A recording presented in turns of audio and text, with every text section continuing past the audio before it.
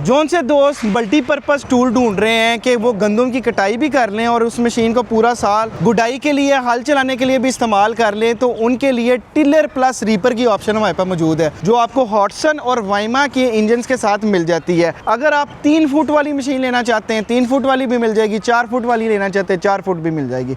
ये मशीन चारा जात, गंदम दोनों चीज़ें काट लेती है, लेकिन जिस तरह प्रोफेशनल मशीन काटती है उतना प्रोफेशनल बिल्कुल नहीं काट सकती, क्योंकि कटाई इसका एक एडेड फंक्शन है, एक एडिशनल फंक्शन है। आप इसके साथ कटाई के सीजन के बाद गंदम बारल ये बहुत अच्छी काटती है।